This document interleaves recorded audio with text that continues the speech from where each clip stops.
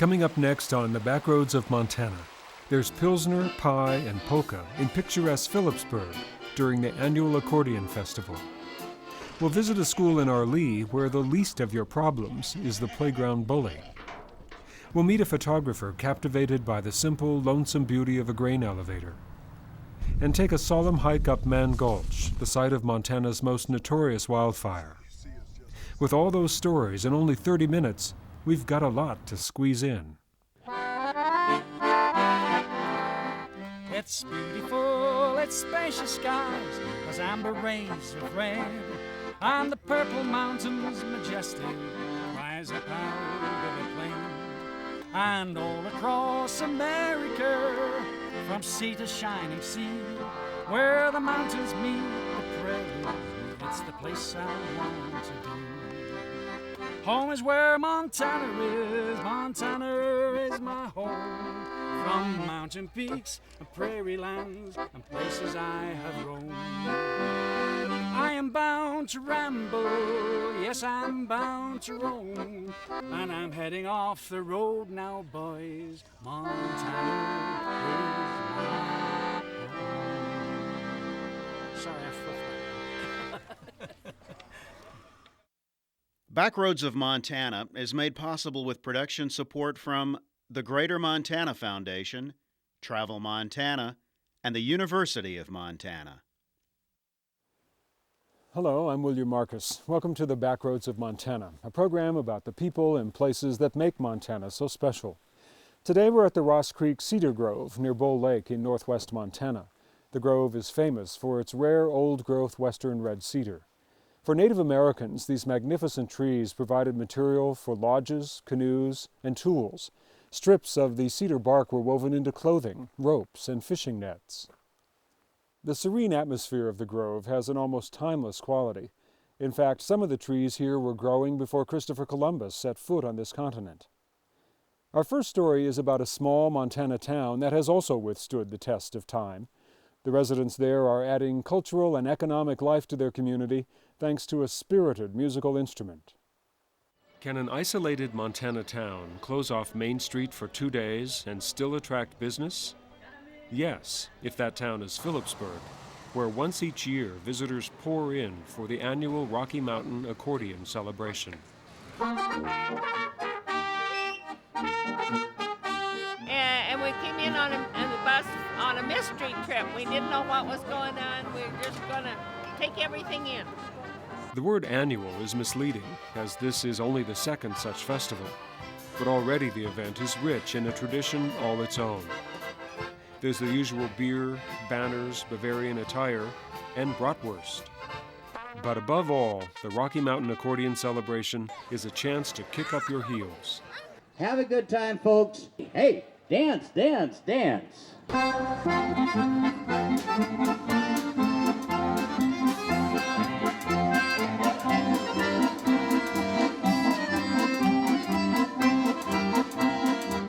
This polka mania is made possible thanks to an often maligned but enduring musical instrument.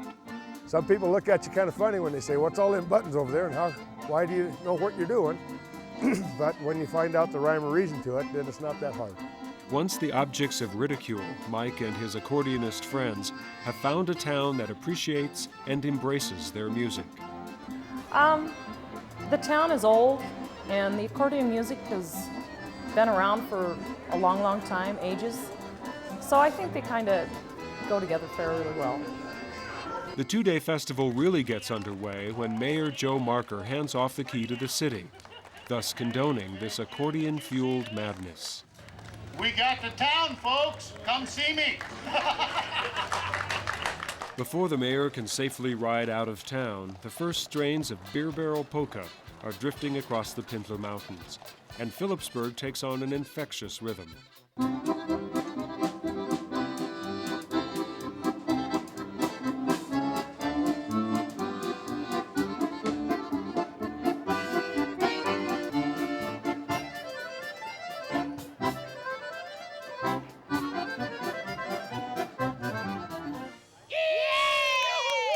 Part of the problems of the world is that people haven't learned how to dance together. And by dancing independently, then everybody's thinking so independent that nothing happens and nothing really works. They lose communication. Yeah, dads, that's what it's all about. Enjoy it, feel it, do it. The first accordion celebration was the idea of Dale Parman, president of the Five Valleys Accordion Association. In 1997, Dale, who prefers to play the bones, approached the hardest working person in Philipsburg, Shirley Beck. Shirley convinced the Chamber of Commerce to rope off Main Street, haul in 2 flatbeds for use as a stage, add a plywood dance floor, and generally bring up the energy level 1 octave. If this is anything like what it was last year was our first one, and I don't think anyone in town quit smiling for 3 weeks, so I expect after this one it's going to be 2 months before we see kind of a downturn in somebody's mouth. One man who never stops smiling is Maestro Tom Collins. Whether he's cradling an Excelsior or a Sonola, Tom knows each accordion inside and out. In spite of all the modern technology, there's still only one instrument which is polyphonous. By that I mean play rhythm and melody both at the same time, that you don't have to plug into 110 volt. This you make your own energy by pumping the bellows. So it's really got a great advantage. It's portable. And he knows every musician here, even taught some. And when they reunite, their shop talk is music to the ears.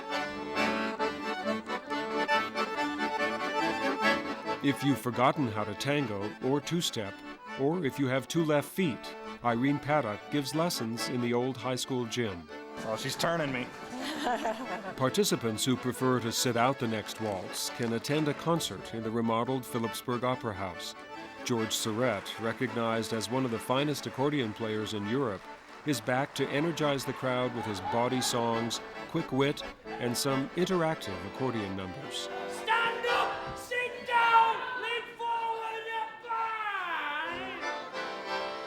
bind. After the concert, revelers refuel at a musical steak fry, then take the polka party to the street for an evening of jam sessions and mingling with old friends. Like Bill Seward, the unofficial mayor of Ingomar and star of Backroads episode number 4. And yes, Bill is still sporting his patented bridle. You ain't a kidding, look at that, boy, my old G-string. Got to keep that up. G for glasses, keep the glasses up. Tonight, everyone in Philipsburg is family, sharing a common musical interest. Happiness is the rule of the day. Only a few holds are borrowed. Sorry, sir, but you're under arrest for playing too many wrong notes. What notes did I play wrong? Most of them. As the evening progresses from foxtrot to the chicken dance, a few bitter musicians gather to cry in their Pilsner and tap out their own brand of Bavarian blues.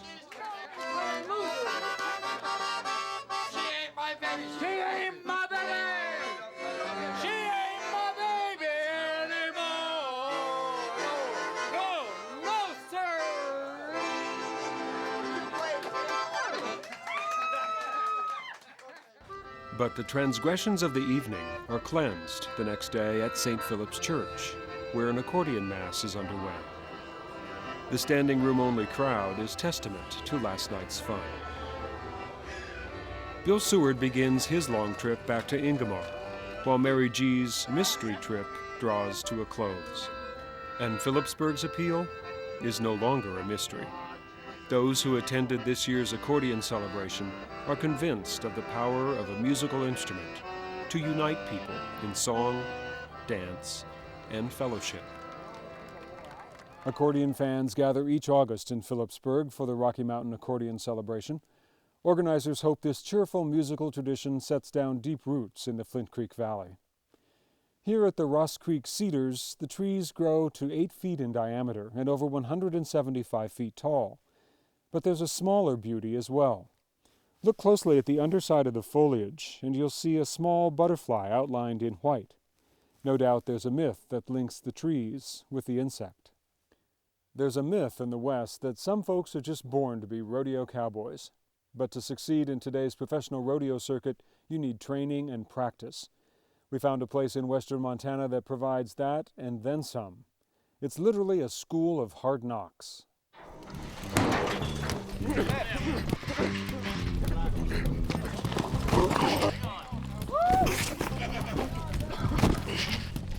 It's a hard event to learn how to do because there's so many things you have to do right. Lift, lift, lift! Get back, get back! Push your rein out!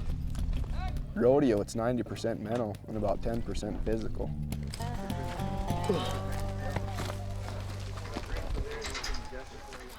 Saddle Bronc School begins with roll call and some advice from the teacher. That's what you guys, I really want you to work on today. When every horse you get on, concentrate on keeping that tuck and lifting on that rein. Once you get to doing it. Pro rodeo cowboy Ryan Mapston is the instructor. This Montana cowboy has made several trips to the National Finals Rodeo in the Saddle Bronc. There's a lot of young guys that are needing some good advice, and so it's kind of a way for me to put something back into rodeo too, you know, because rodeo has been awful good to me. Ryan hopes to help cowboys like B.J. Hamilton of Great Falls and Jeb Loney of Missoula. Both recently graduated from high school, and now they're looking to extend their education. You know, in the old days, guys just had to learn on their own. It shortens the learning period. Being able to go to a school like this, you get on a lot of horses in a weekend, where if you're just going to some rodeos, you know, you get on one or two a weekend, where here you can get on a bunch. The Saddle Bronc School wouldn't be worth spit if it weren't for these guys. That's where R.T. Hendrickson comes in. He started the school and supplies the bucking horses.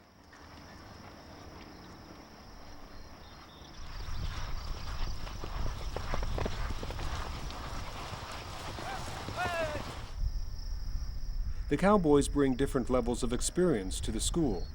The same is true of the horses.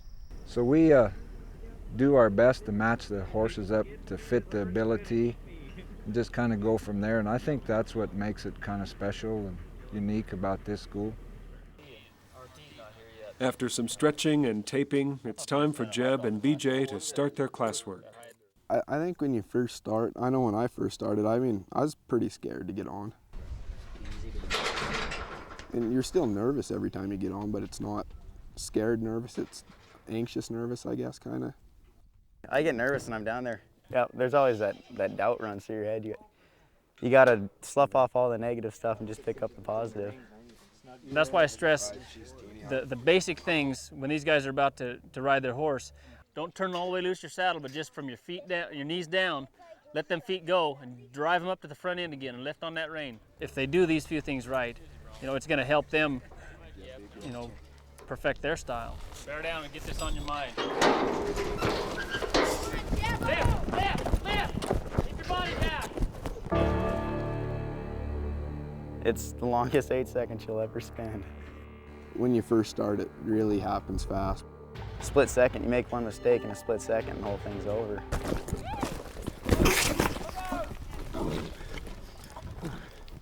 Cowboyed up, you look good. Got my head there, jump. Well, that rein gets long and then it gets short, and if you listen to him, it'll help you out a lot. I really like, you know, the coaching afterwards gives you something to think about while you're out there. And then to be able to have somebody tell you what you're doing wrong, you can correct those problems a lot faster. So I think it really helps to be able to get to these schools. Comfortable. You're not hungry enough yet. Got a brand new pickup and a cell phone, and you're just not hungry enough.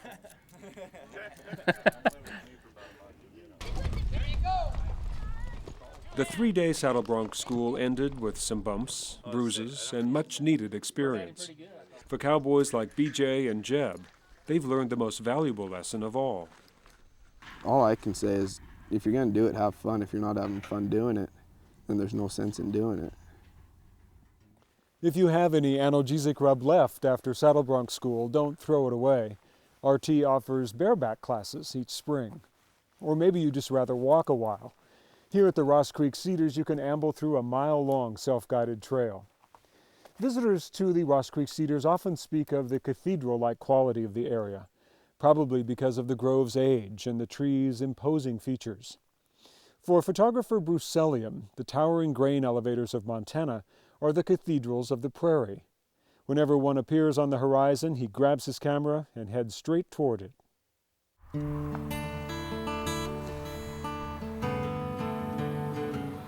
This kind of design here is unique to North America. I've never been told of anywhere else or heard of anywhere else in the world where this kind of design exists. They really were a landmark for people A lot of them were built in Montana as the railroads moved into the state. They came right together. The towns built up and the elevators built up and the railroads moved in.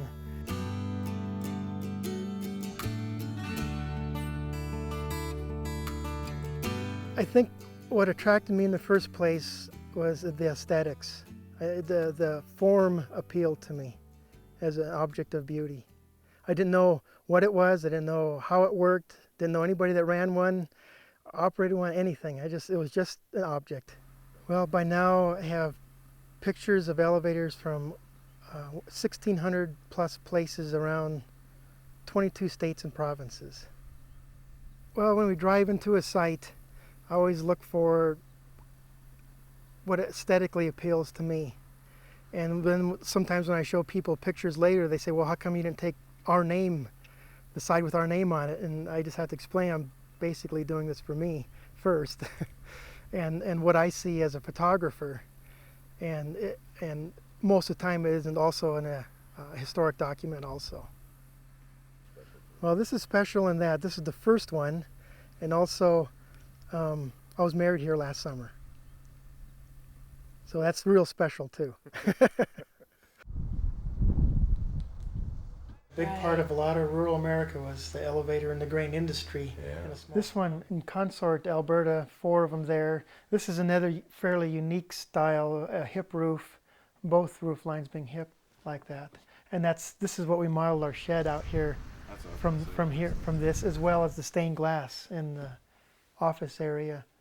These 2 in Collins, Montana, the reports have been that they're being torn down for salvage, at least one of them by the Hutterites.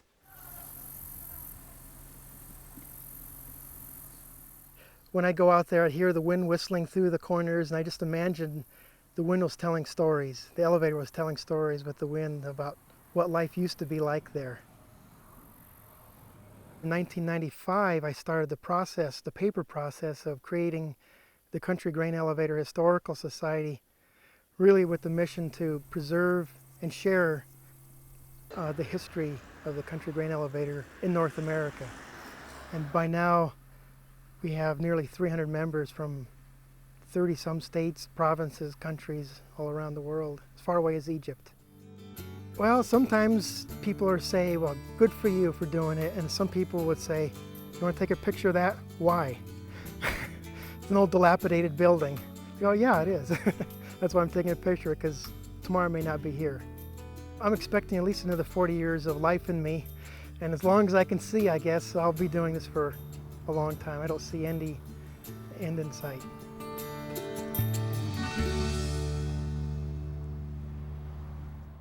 When Bruce Elliam isn't on the road looking for grain elevators, you'll find him preserving more of Montana's history and culture at the Museum of the Rockies in Bozeman. The beauty of the Ross Creek Cedars makes it a perfect place for quiet contemplation. The trail winds through shadows and mist and air heavy with the scent of pine and cedar.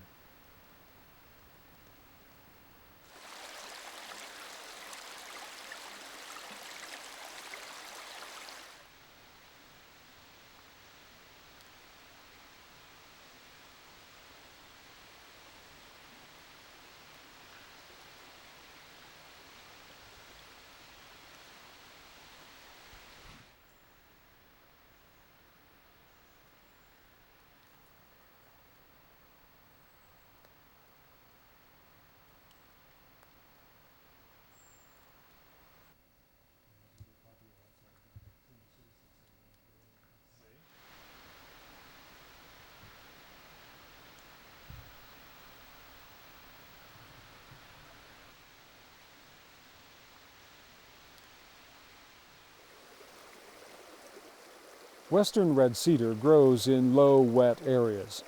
In fact, this part of northwestern Montana is one of the lowest areas in the state.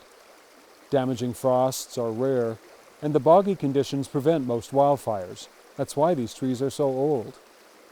One of the most famous wildfires in Montana history is the subject of our next story. We followed another trail to a place haunted by the ghosts of young men and fire.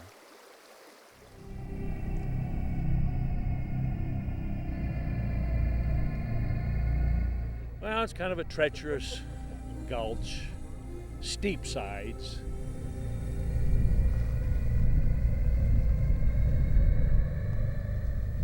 a very haunting place. It's a place to do a lot of self-searching. I don't exactly know how to express it, but they have told me that as far as they're concerned, Mann Gulch is the holy grail of smoke jumping.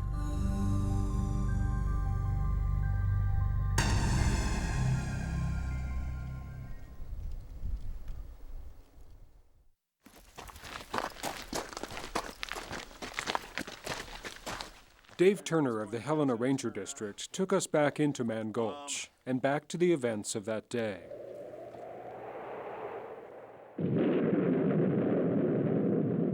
August 5th, 1949, a thunderstorm the night before starts a small fire on the ridge of Mann Gulch. Late the next afternoon, the crew jumps into the far end of Mann Gulch. They start making their way towards the fire, walking along the opposite side of the gulch for safety. At this point, the smoke jumpers think this is a routine job. They had every intention of jumping in there and putting that fire out. And there wasn't a one of us that had any inclination that there would be any kind of a problem associated with that fire. The problems began when the fire jumped from the ridge to the smoke jumper's side of the gulch. By the time crew foreman Wag Dodge could see it, the fire was burning upslope, directly towards them.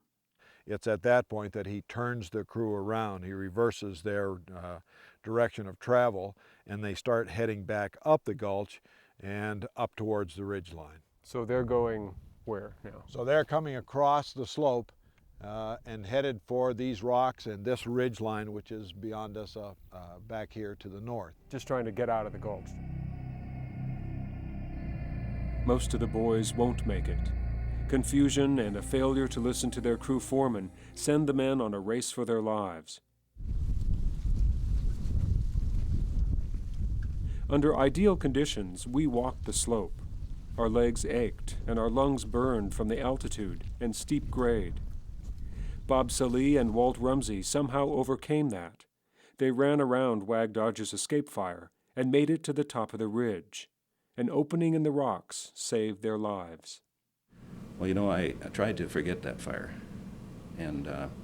but the one thing that I never forgot was that opening in the rocks, because I was going up alongside Wag's fire, and it was hot and smoky, and sometimes you could see and sometimes you couldn't, and all of a sudden the smoke cleared it, and here was this opening in the rocks, and that I've always remembered. Bob Salee and Walt Rumsey, along with Wag Dodge, survived. 13 men died in the fire, overrun by a blaze that moved so quickly even wildlife couldn't escape it.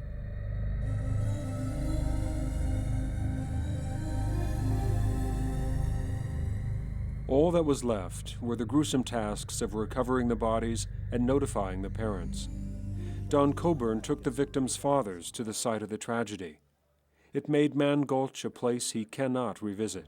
I have tried several times to go back and see where I worked and see what the area was like, 5 years afterwards, but I can't. I'll get so far up a certain road and then I start crying and I realize I can't go back. This is him on what they call the letdown, and just, I can't remember, there's some sort of... Family members mourn the loss of loved ones. Gerald Dietert lost his younger brother Eldon in the fire, but he knows his brother's death was not in vain. Firefighting methods improved because of what happened at Mann Gulch.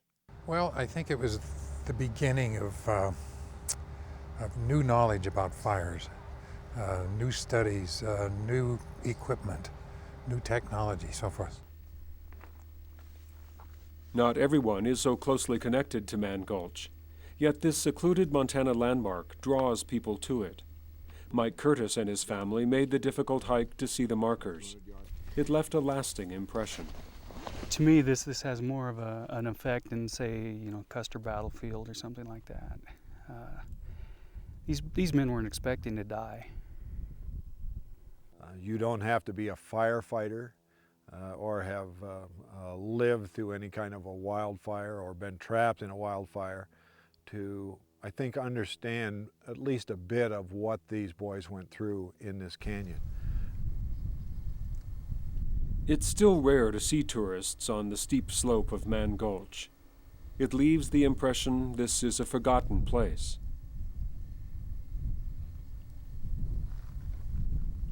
As Norman Maclean wrote, they were young and did not leave much behind them, and need someone to remember them.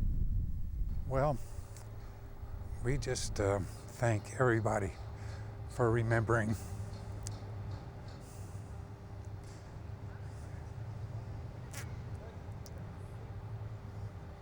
Memories are still there, aren't they? Yeah. Robert J. Bennett, Eldon E. Dietert, James O. Harrison, William J. Hellman, Philip R. McVeigh, David R. Nabon, Leonard L. Piper, Stanley J. Reba, Marvin L. Sherman, Joseph B. Sylvia, Henry J. Thal, Jr., Newton R. Thompson, and Silas R. Thompson.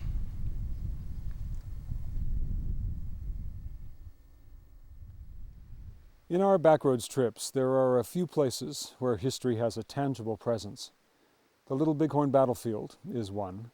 Mann Gulch is another. Well, that's our show. We'd like to thank the Kootenai National Forest for allowing us to share the Ross Creek Cedars with you. It's a great place for the entire family to explore. And if you'd like to explore early episodes of the Backroads of Montana, they're available at your city-county library. And remember, we always enjoy reading mail from our viewers. If you have an idea for a person we should feature or a place we should visit, drop us a line at the Backroads of Montana, University of Montana, Missoula, Montana, 59812. As long as you keep watching, we'll keep covering the Backroads of Montana. I'm William Marcus. See you next time. Backroads of Montana is made possible with production support from the Greater Montana Foundation, Travel Montana, and the University of Montana. To order a copy of this program, send $25 to Backroads of Montana, University of Montana, Missoula, Montana, 59812. Or use your credit card at 1-800-227-5836. For more information about Backroads, visit our website at montanapbs.org.